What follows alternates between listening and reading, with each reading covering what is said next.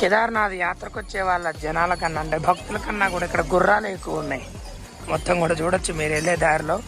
అసలు మనం వెళ్ళడానికి దారి ఇవ్వట్లేదు వీళ్ళైతే, మొత్తం వీళ్ళదే. ఇక లోకల్ కదా, దాదాపు ఇంతే ఉంటుంది. సాంబశివ గారు ఇక్కడ ఉన్నారు రండి.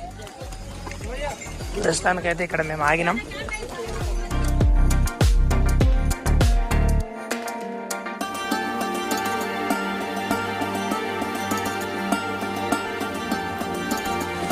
మరొక జలపాతం అద్భుతంగా ఇక్కడ మనకు కనిపిస్తుంది చూడండి.